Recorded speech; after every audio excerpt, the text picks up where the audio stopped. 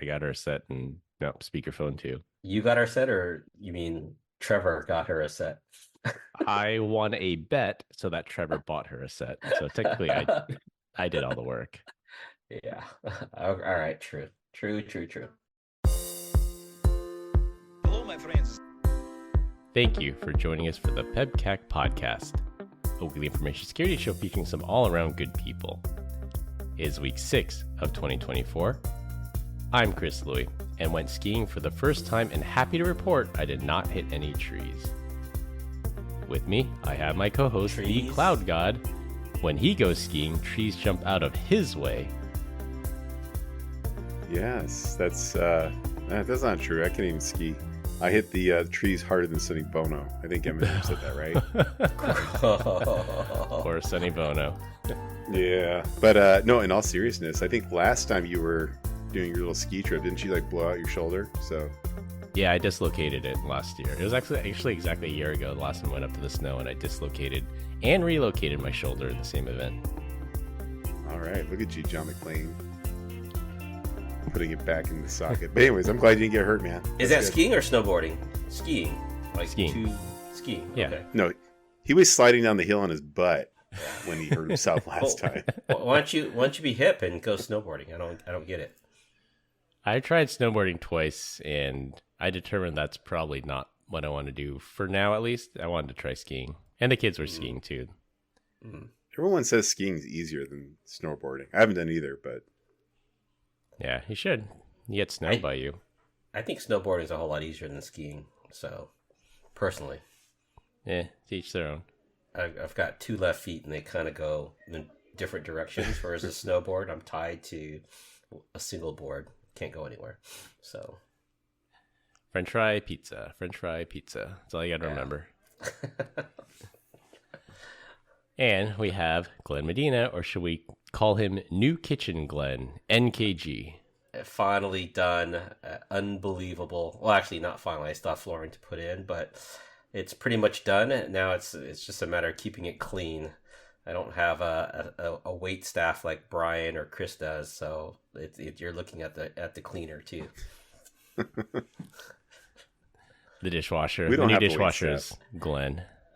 That's what kids are for. My kids are gone, so. Have you ever heard that saying? Like, do you know why Glenn has such small feet? So he can stand closer to the sink. What is this? Are we doing a dad joke at the beginning of the session? I thought it was so you could stand closer to the toilet. That's just rough. Thanks. Moving on to our guest. Thank you very much. Yes.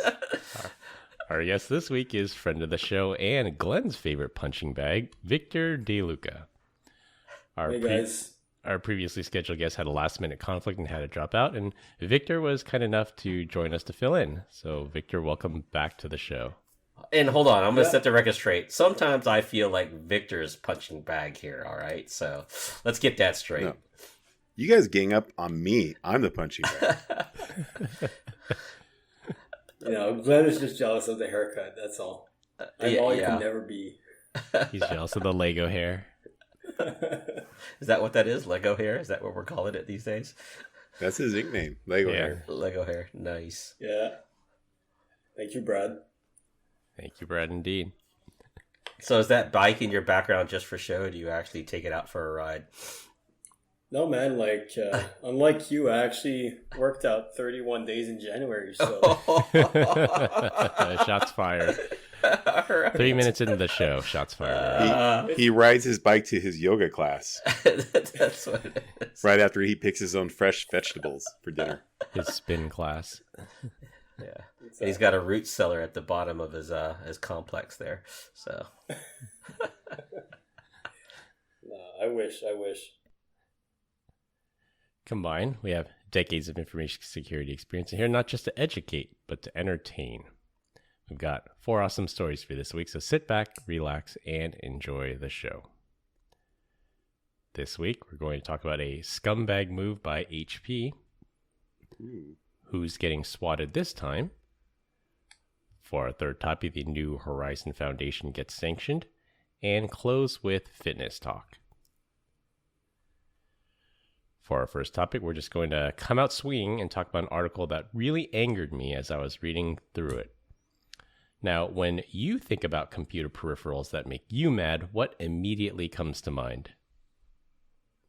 My Flashlight. webcam. Peripherals? Yeah, webcam. This is one vote for Flashlight. webcam. Computer Vote peripherals? for flashlight.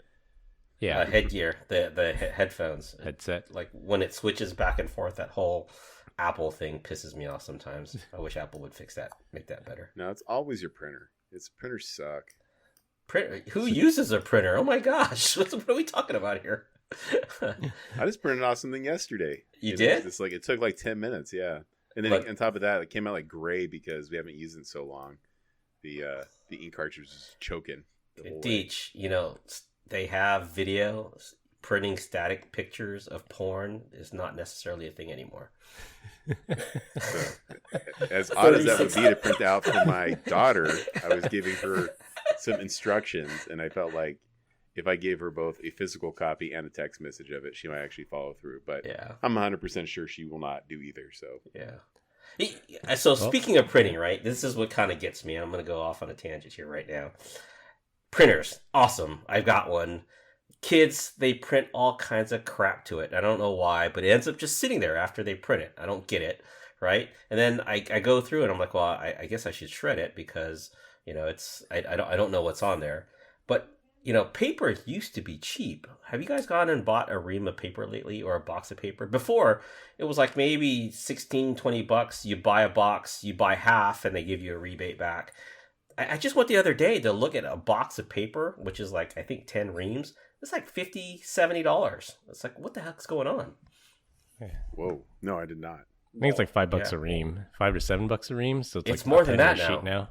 Yeah, it's more than that. Definitely more than that. And so I was telling the kids, I'm like, stop printing crap if you don't need it because paper ain't cheap anymore, right? So, Yep. Think of the environment. yeah. So, no, finish your thought. And they all have iPads. So it's not like they can't digitally see what the hell they're reading, right? So it just bugs the crap out of me.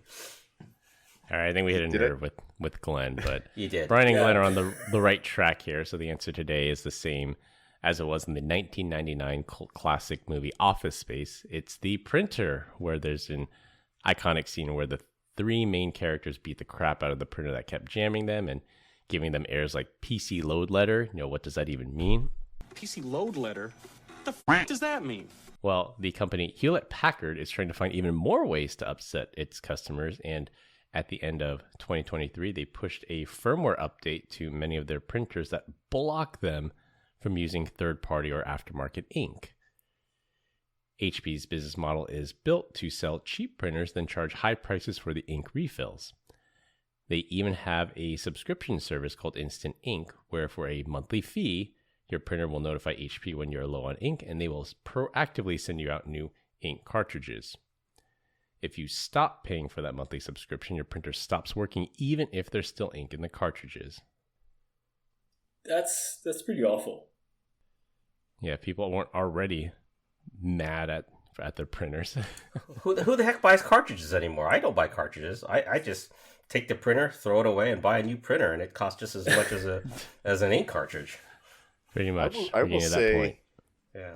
I've had this. I did used to be the exact same way, Glenn, and then I bought some Epson printer, and other than we've had it since before COVID.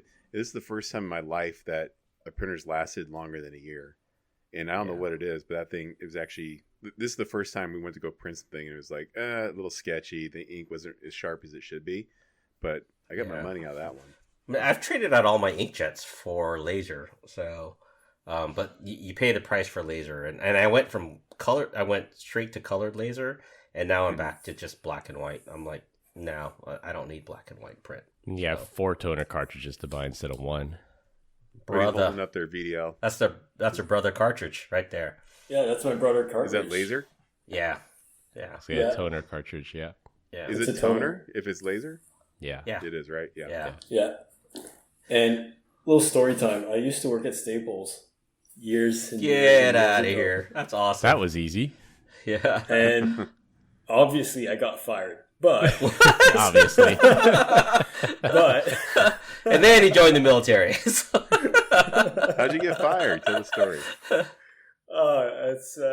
It's a complicated story, but I got fired for essentially no reason because I was not willing to lie, and we were selling computers, and my manager did not know anything about computers or gaming or GPUs and CPUs, so she was always selling those computers, those cheap Chromebooks and those computers that are $300, $400, and the customers would come in and ask, can I play that game on this computer? And she would always say, yes, for sure you can. That thing's gonna run at like 60 FPS. No, don't worry about it.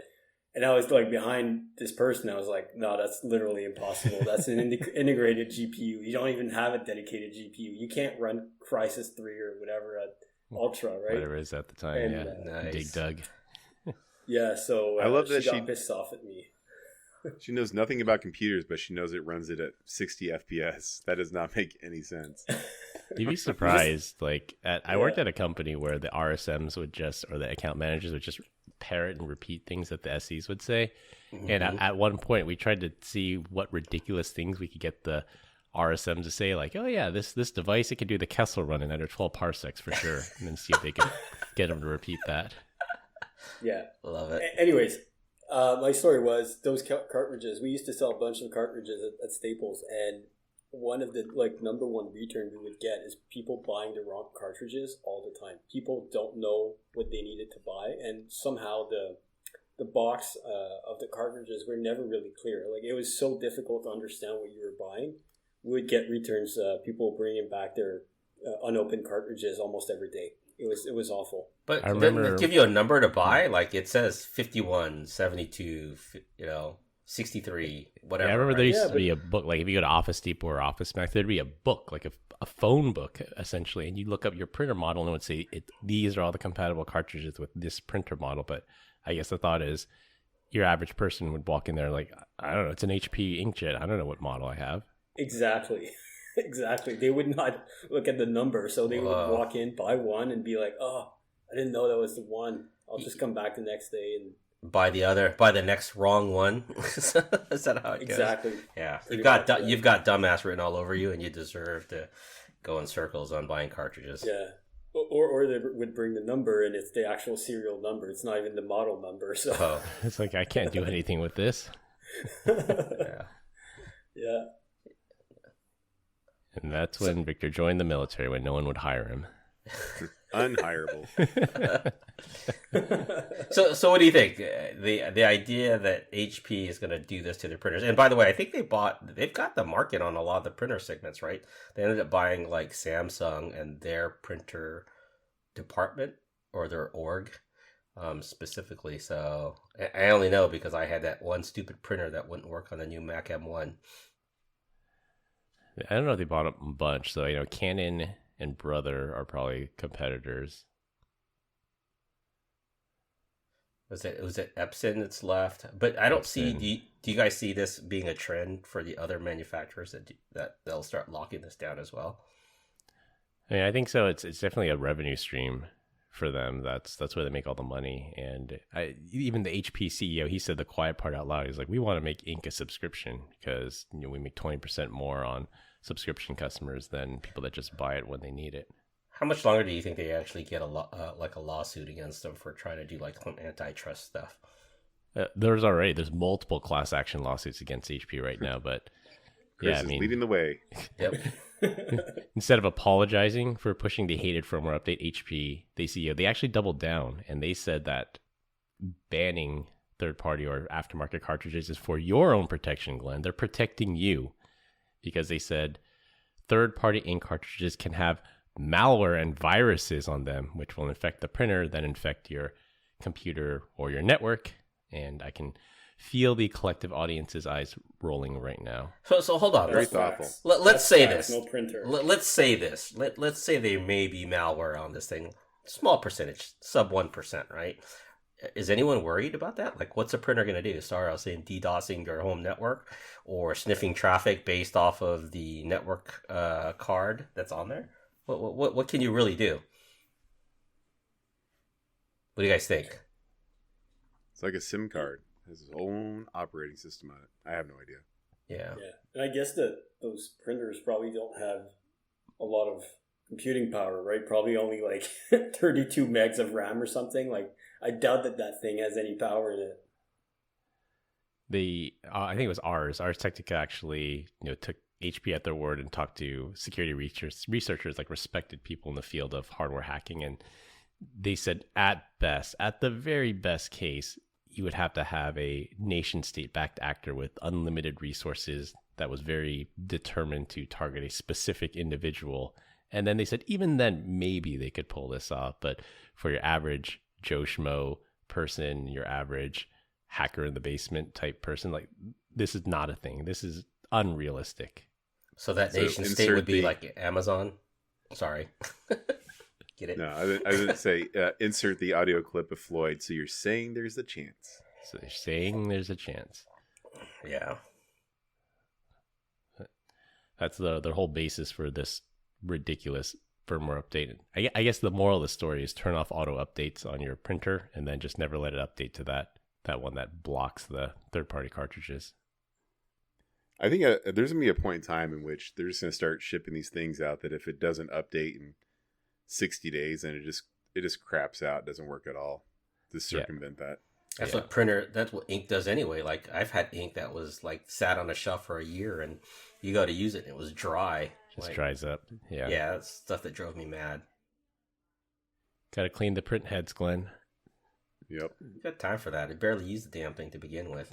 Who's going to remember to clean the print heads? They should be clean. I haven't used them in forever.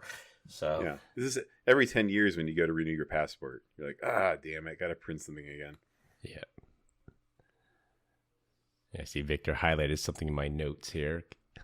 HP funded a bug bounty program through BugCrowd that specifically focused on ink cartridge malware. So they were basically hiring people to create a problem that doesn't exist, to say that yes, you can spread malware using these ink cartridges. And the parallel here was that, remember, a couple of years ago, ExxonMobil was funding like anti-global warming research to say if anyone can prove that global warming is fake, then we'll give you like $100K bounty or something like that. Yeah, it's kind of crazy. I mean, it's lobbying at its finest, in my opinion. They're using cyber to scare people off, which is not the right way of doing it, in my opinion. That's like what's in vogue right now. Everyone's worried about their companies getting infected and malware, and surprised they didn't throw in some scary words like ransomware or anything, but they said, these cartridges could have viruses on them. Can you imagine? Or the cartridges could have Bitcoin. You could just be sitting on a gold mine. You never know. it could be mining for you. If we're going to be in the land of make-believe, let's shoot for the stars. So are you selling, Brian, or are you hodling? At the moment, I'm up, so I think I'm going to hodl for a little bit longer. But hey, going back to Glenn's first statement of printing off some adult content. If we want to go stuck on that. Well, no, like it's an interesting story. Come back now, 5 minutes later.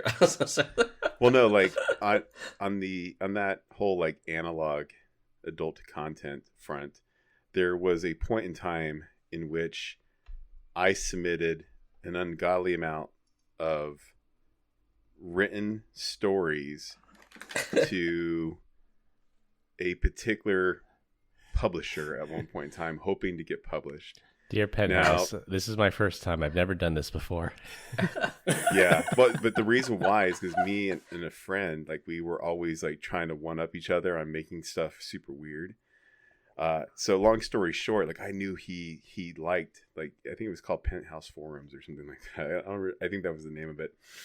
And my goal was, if I can get a story written in there and then sign it with my name, he would think about my face while he's holding his junk. So anyways, it ended up working. He was deployed in Iraq and he was reading it. And then I got an email. He's like, you son of a B word. Like, it was probably the best thing I've ever done as a prank, other than crown jewel of your achievements. It's funny. There was a lot of work Up until went into there. that, but He must have been crying in that porta potty. yeah, right. He's all sweating. He's like, geez, freaking Brian. There's a lot to unpack there. I don't know if we want to unpack it on the show, but we'll definitely unpack this in the group chat later. Yeah. It's Glenn's fault for bringing it up.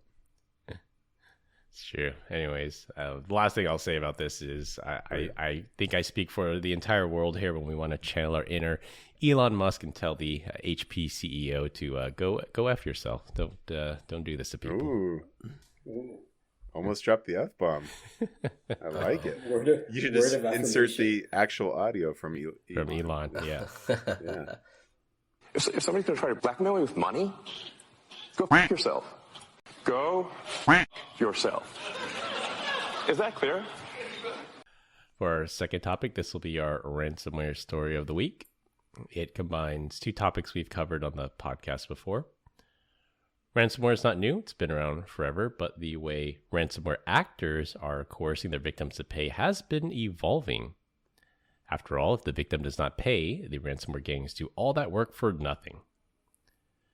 We've had ransomware crews threaten to release embarrassing information. They've filed reports with our SEC to try to get companies in trouble.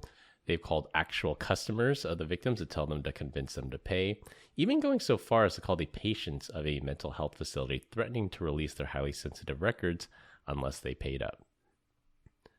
Are these patients that left the mental hospital? Do you think they actually care when they're in there? That are under their care or have been under their care at one point or another. I think this was Norway, I believe. They've been dismissed. That's where it happened. Just when you thought ransomware groups couldn't sink any further, they are now threatening to SWAT people found in the stolen records. Now, what is swatting? That's when an attacker calls the police station in the victim's area claiming a violent crime is taking place to get that police department to send a SWAT team there in the hopes that they will arrest or shoot the victim.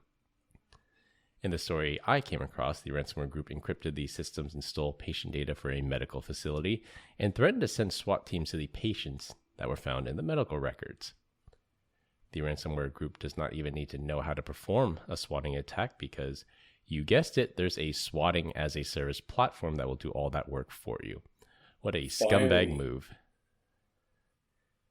Real service, that's what we need. Swatting as a service. But honestly, at this point, you think that this was going to be like it's at the point where it's freaking random. No one cares anymore. It's like, hey, we're gonna SWAT anyone that we have a record on, right? It doesn't even matter at this point. The records are everywhere. It might as well just SWAT a random person. Indiscriminately swatting people.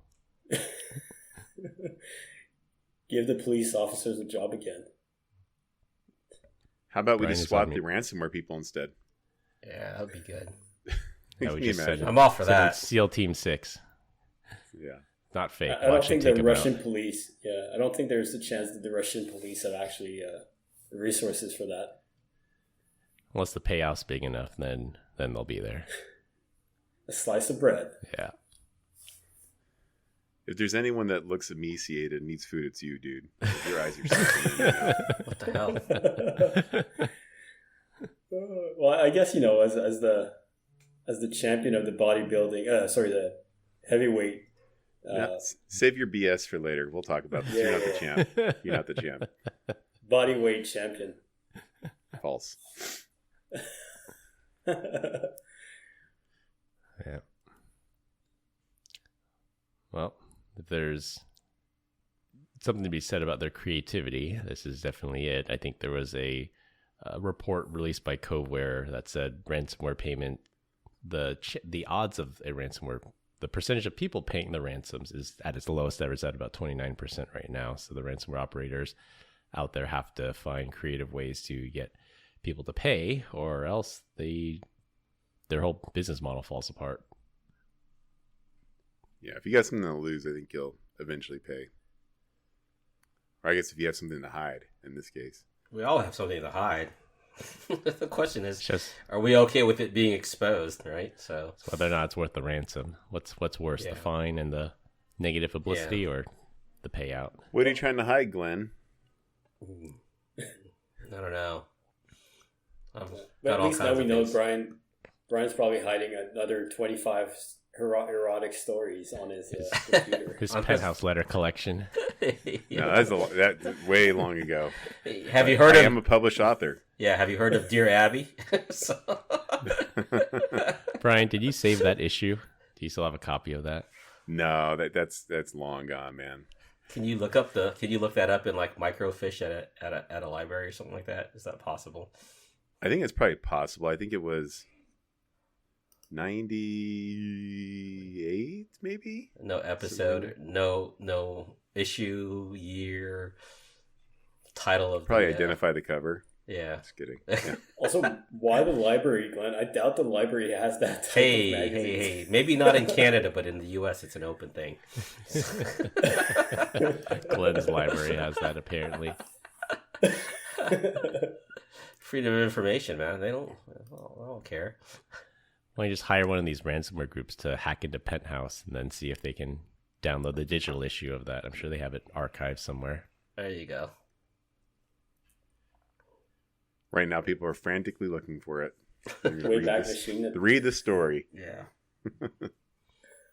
Penthouse Archive. Are they even a company anymore? Larry Flint, right? Penthouse. Larry Flint, yeah. His company's still around. I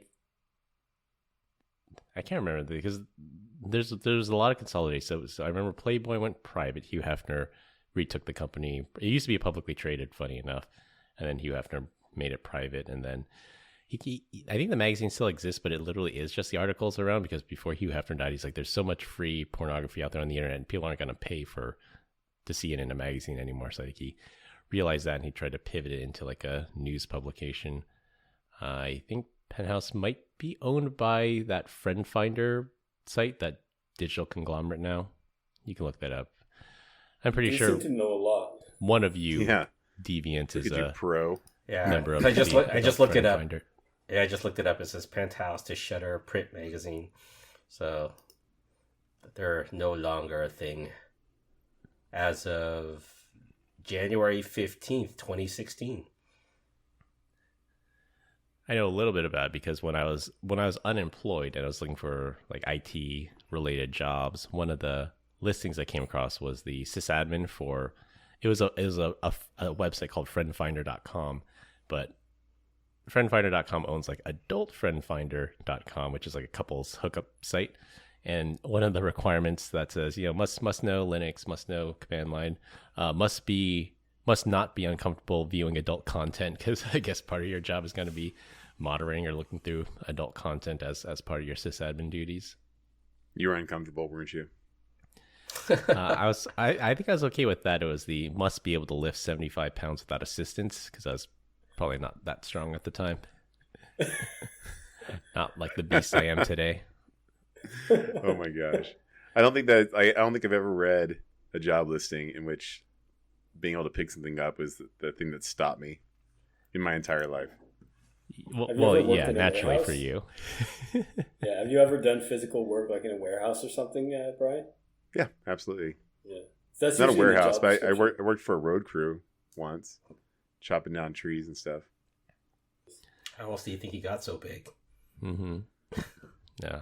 The weight limit wouldn't have stopped me. I mean, when I did sysadmin work, I racked and stacked 2 4U servers, no problem. But it was just funny that they listed that in the requirement. Like, you have to be able to lift X number of weight without assistance as part of your job duty. Key to life, knowing your limitations. Way to go, Chris. Yep. Victor still can't lift 75 pounds. I can lift myself up. That was fine. I benched it back in college. I haven't actually tried to see how much I could bench nowadays. Probably not as much as Brian. Maybe more than Victor. Actually, no, not more than Victor. Maybe more than Glenn. What? Why are you picking on me? Yeah, Glenn is old. What the hell? Well, respect your elders. Brian for obvious reasons. Victor, because of his Instagram profile picture. He's like, for those of you that don't know, Victor's profile picture is just a zoomed in picture of his arms flexing. So by default, it's Glenn. Victor with the thirst trap. I don't care what Victor says. No matter how old I look, I still look younger than him. Or how old I am, I still look younger than Victor. So, how do you like that? Just wait till you turn 60. Then you'll be looking like a 600-year-old. That's right. Until you fall off a cliff.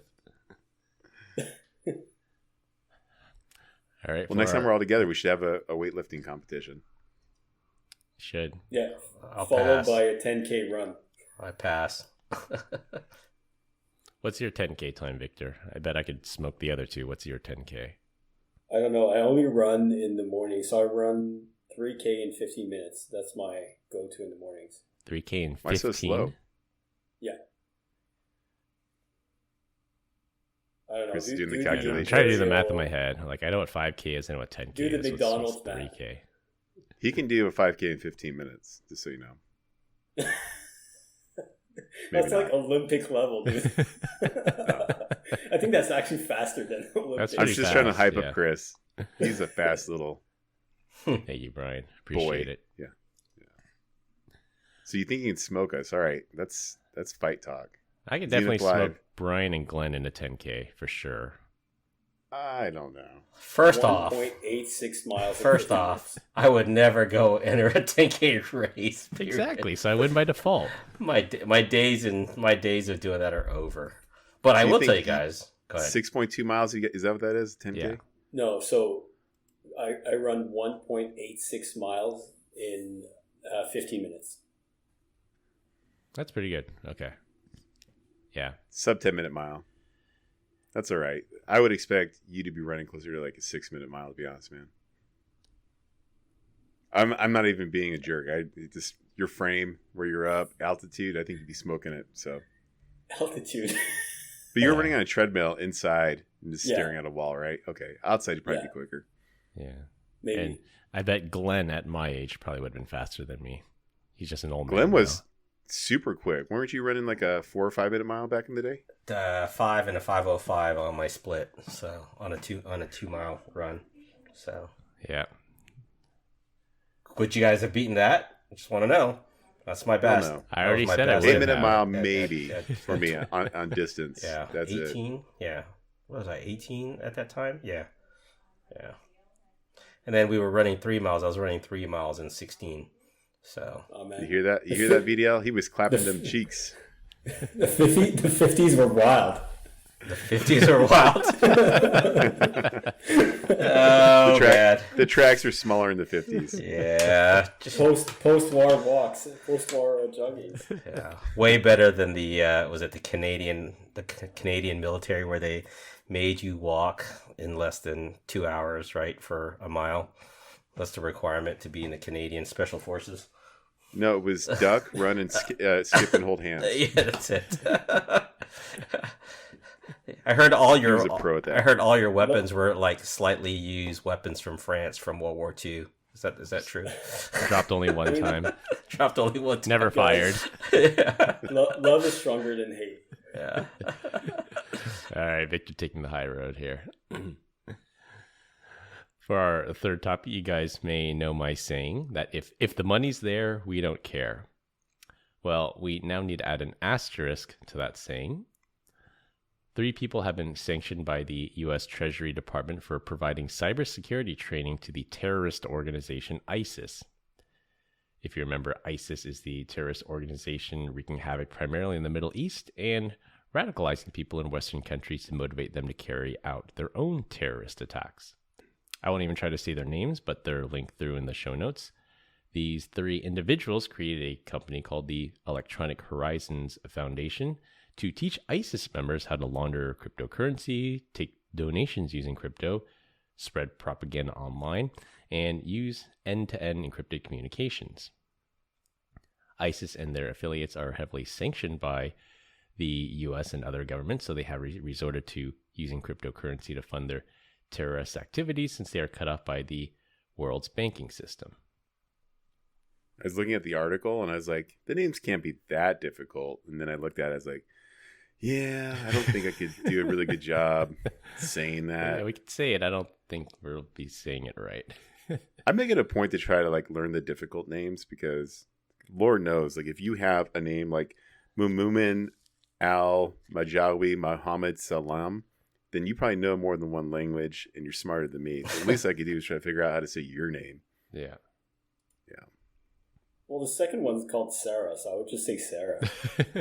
Yeah, right. You have that first two, and then you have Sarah. But it's Sarah Jamal Muhammad Al Saeed, right? And then Sarah. I guess Farouk Gazelle. Yeah. Those aren't too bad. I guess it was just the first one. It's pretty. Was a It's mouthful. pretty. It's pretty crazy, dude. They basically built a bachelor's degree in terrorism, like in cyber terrorism. They did the full cycle. It's like going from laundering cryptocurrencies to like, having encrypted communications. That's awesome. I mean, it sucks, but it's kind of awesome from that point. They really built a class in, I guess, security for terrorists. Well, look at the OPSEC, company. terrorist Look at OPSEC. the company name was Electronic Horizons Foundation. Do you guys remember New Horizons? They were kind of like that training center, right, for Microsoft. You get your certifications. Yes, I wonder if they made the name sound like New Horizons in order to Convince people. I'm like, no, Or we're a is it- legit Microsoft shop. or that's did a New legit Horizons name. or did New Horizons actually become Electronic Horizons because they're trying to make up for lost money? So they've evolved. I read that name, 0 red flags. I'm like, it seems legit. Yeah. It's like supporting Microsoft, supporting terrorists. I'm like, is there really a difference there? It reminds me of Inspire magazine, right? The Al Qaeda magazine. So I remember in the army we used to have the printed versions, and it was just like the same, right? They would have articles that would be like, instead of being normal articles about the normal topic, it'd be like, hey, have you thought about putting a bomb on the train track? Here's how to build a bomb. And it was just those really serious articles in a magazine called Inspire magazine. So it feels very similar. Names can be deceiving. Yeah. I remember it was either Inspire, one of those magazines, where they were teaching terrorist operatives, be it Al Qaeda or ISIS, that says, use FaceTime. FaceTime's end-to-end encrypted. Don't use Skype. Microsoft can read all your Skype messages. When you plan your terrorist attacks, use iMessage, use FaceTime, use WhatsApp, because they're all encrypted. Is anyone surprised that the U.S. Treasury figured this out? It wasn't the CIA or the FBI or the NSA.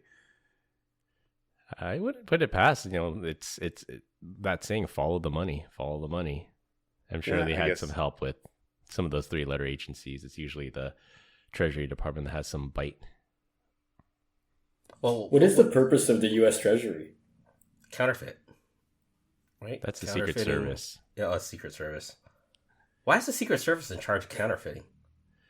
Because they were created after the U.S. Civil War, when the U.S. economy was in chaos and counterfeiting was off the charts. That I don't know if it was because they wanted to destroy the economy of the North, or is it because basically the Confederate States of America didn't exist anymore, all their cash was worthless, and people were just rampant counterfeiting right after the U.S. Civil War.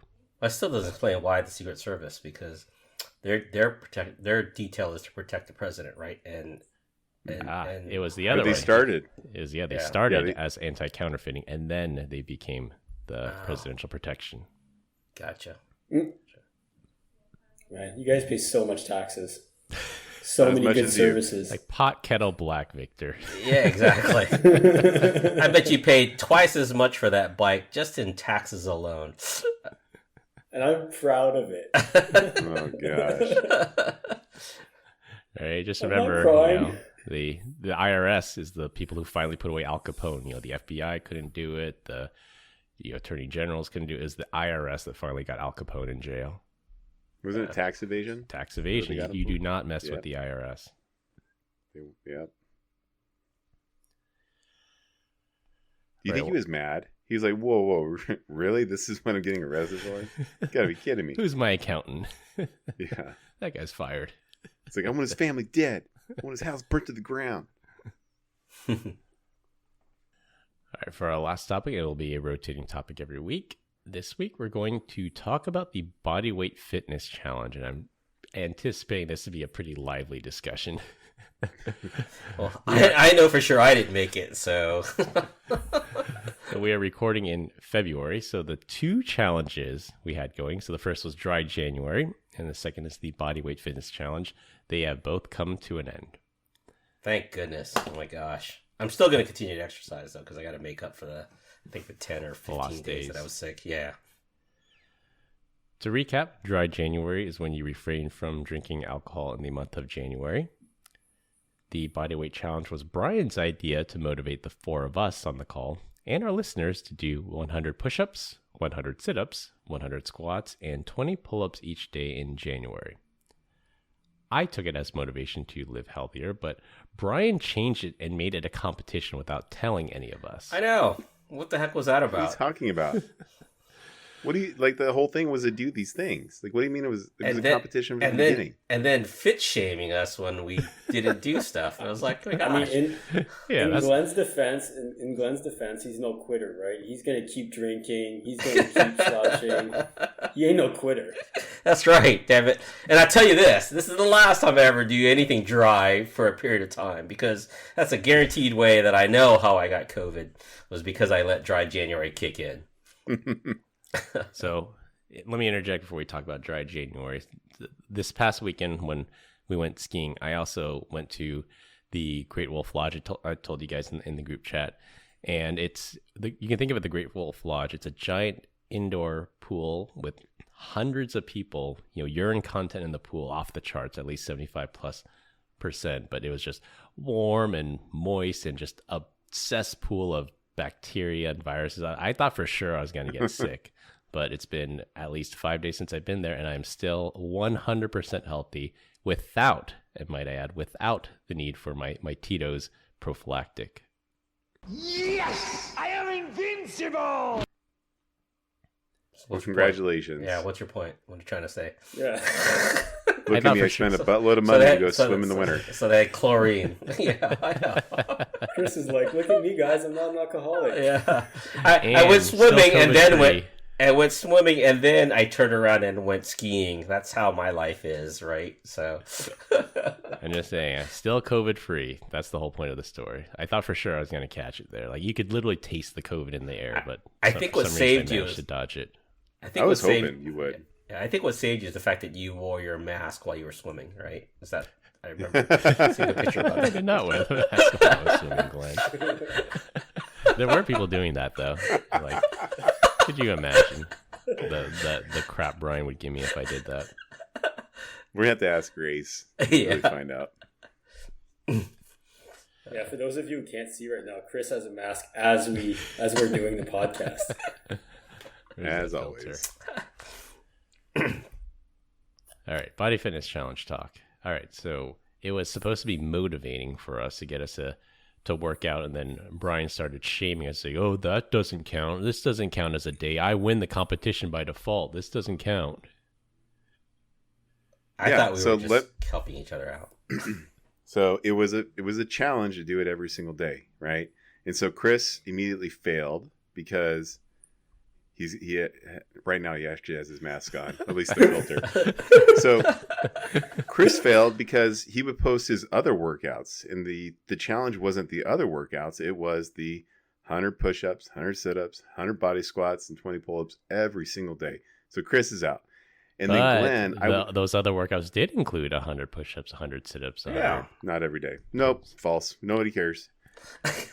Nobody cares. You were supposed to track it, do it, kiss my butt. You can kiss VDL's butt as well because you didn't do it. So I was talking to my wife about this. He's explaining to her like Glenn's methodology. I'm like, why he didn't work out? He got COVID. I explained he's like, hey, Tito's has always kept him healthy. And she's like, oh, so he got a cold and he had the shakes. I was like, yeah, that's exactly it. She goes, honey, he didn't have COVID. He was detoxing. I can see where this is The going. withdrawal. You got the shakes. So I love your wife. She gets it. yeah. So right away, all right, Glenn's the next loser. And so then it comes down to, yeah. So then it's me versus VDL. He claims, even though his fitness app doesn't show it, he's trying to show his text messages. Right. And so I'll give it to him. Maybe he did work out that one day. But I will also say that you guys don't know this, but the TV show, The Biggest Loser, called VDL and said, hey, we want you to be on the show. And VDL was like, hey, I don't need to lose weight. They're like, yeah, we know. You're just the biggest loser. Anyways, that's it. I whatever. I think it was a good time. I'm just kidding. I think we're all winners at the end of the day. VDL, you're great support for letting me call you the biggest loser, and Chris, I still think you kind of suck. I don't know. And Glenn, I do believe he had COVID, but I think it's really funny that you're detoxing. And honestly, Brian, more power to you, right? Because you lost some weight. Unfortunately, I did not because I was already fit. But more power to you, dude. Well, no. Number one, you were malnutrition. Let's be real. Like his eyes are sunken in, and every time he posts a picture of himself going to the gym, there's no one there. It's not that people in Canada are healthier than the people in the U.S. It's because no one works out because they have no food. They have no energy over there. They're too broke to do it. Malnourished. Thank you. They're still trying to find their food in the wintertime. And it's hard to when you're vegan on top of all that. So, yeah. Well, when your national food was it French fries and poutine, maple syrup? Yeah, it's not a good day. Like people will starve. All the good things, man. Yeah, poutine and maple syrup is awesome. When was the last time you had either one of those things? Like 2 hours ago. Justin, look, he hasn't eaten it. Look at it. He's admitting he doesn't even eat it. No, I love poutine. I love maple syrup. No, what did you have for lunch? Don't lie. I had a veggie burger. Oh, God. It's God, I definitely lost all respect for you now. What the heck? A veggie burger. Wow. Yeah. Why don't you just eat a salad? Isn't that the same thing? The heck? No. You get the patty. You get the halloumi cheese. You get the veggies, the bread. It was awesome. So we are by far the most progressive podcast on the planet. I mean, look at us. I mean, by far. We are men, and we got VDL here just showing up doing his weirdo stuff. And we love him for it. Guys. And we love him for it. We do. Yeah, so for my end, weight update, I weighed myself last night on the last day of the challenge. I ended the challenge the exact same weight that I started at. So all the working out and all the detoxing was for naught because I weigh exactly the same. You know what does taste good is the vodka and the pre-workout. That works out really good. It's a great drink. Yeah. You guys should try it.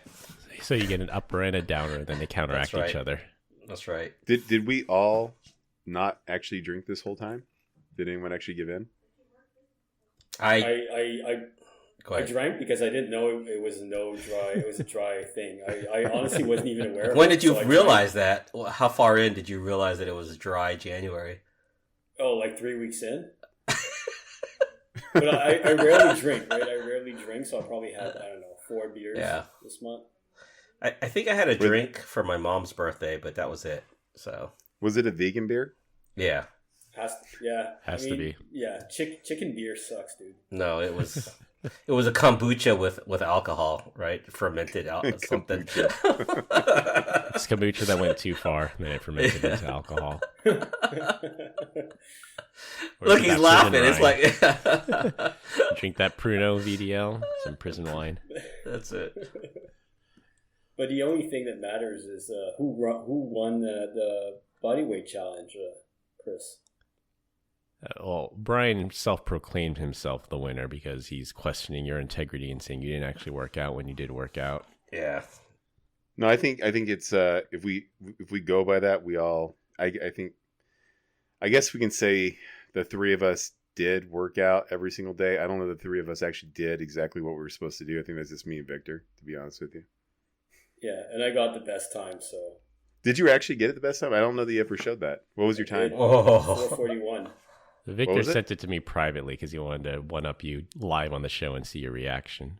Yeah, 4:41, man. Really? Dude, for 100, awesome, 100, and 100? Get out of here. Yeah. Nice. And 20. You beat me by almost 2 minutes, man. That's awesome. Good job.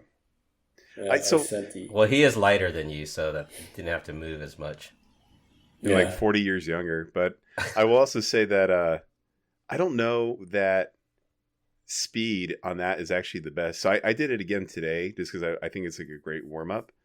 And I think time under, was it maybe tension, is a far better exercise than just like blowing through it super quick. I don't know if you're just like not for cheating. Me. No? You think it was the worst. Yesterday was the worst by far. The 100 squats right off the bat, like it was tough. I'm not gonna lie. At 75 or 80, I was it's like blow out your quads. Sweating.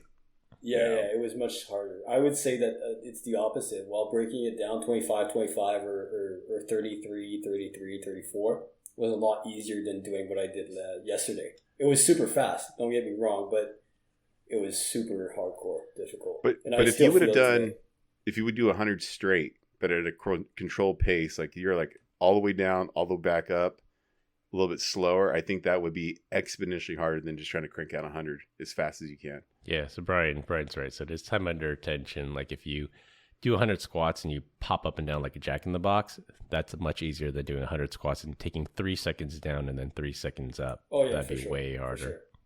Yeah, okay. I agree. So are you guys going to keep doing the body weight stuff like me, or are you done? We got to try to, now that I know that it's a competition, Brian. Well, it's no longer a competition, jerk. I'm just thinking, I wholeheartedly think that it's just, I think it's a great like warm up to your exercise. It just kind of activates everything. I will say that out of everything, probably the pull-ups started to suck about halfway through the course of things. I was like, man, I'm actually kind of getting a little tired of this. Okay, so one measure of my success is when people can notice the physical changes. So like when I send pictures of to you guys in the group chat, I used to be really big, and then when I trim down, people are like, oh, you look like you lost weight. So I was thinking like, well, no one's really noticed that in the last 30 days. But in my defense, it is in the dead of winter here, and I'm always wearing a really thick jacket or a baggy sweater. So you sent your picture to Penthouse Forums? Dear Penthouse, this is my first time and I've never done this before. So maybe I'll continue it until the spring and then we'll see. Yeah. There you go. I feel better. I mean, like I said, even though I had a lapse, I feel better. I did stop eating burgers in the middle of the night though at some point. But yeah, I haven't done burgers in the middle of the night because of COVID. So I couldn't even go out. Well, that's normally my I feel thing. like the 100% opposite of Victor, and all I ate was meat the entire time. The carnivore diet. Yeah, I did straight carnivore. I was, brain fogginess is gone. The energy, the workout's not as explosive because you don't have all those carbs kind of hanging out. But overall, it was great, man. Yeah. I'm going to keep it going. I thought I would just do it for the month. I'm going to carry it into February at least and see what's going on. You told us you lost a bunch of weight. No carbs, right? Right, Brian? Yeah, 0 carbs. Yeah. You lost a bunch of weight. Right now I'm 236. So I started at 252 and see where I go. 14 pounds in a month. That's pretty good. Yeah. That's a pound every 2 days. Yeah, but He's we'll just see. Dehydrated. Well, here's the crazy part. No, I'm not dehydrated. I drink a crazy amount of water too. But no, we want to do this thing this summer when we go on our little family vacation, and so we booked like this horseback ride, and to do it I have to be 220 or less. So I'm like, you mother effers, like I'm a well-fed American, so I'm gonna have to get down to like 215 before we leave to be able to ride this horse. They're probably gonna kick me out. You have to cut weight like a UFC fighter. Just go in a sauna, take lots of laxatives. Yeah. Or just, ramp up to 260 and put the horse on your back. There you go. A real man would do that. Assert dominance. Yeah, I will say getting to 252 is actually kind of hard. Like that wasn't easy to get that. That was from June to December was an insane amount of eating to get there. And lifting super heavy. Yeah. All right, well, we continue to get great comments about our dad joke of the week. Dad joke of the week. This week, our guest Victor is up.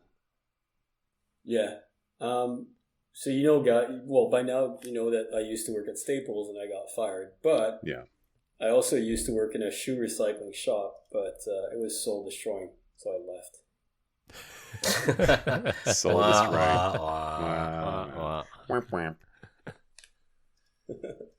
All right, to wrap things up, HP can go F yourself.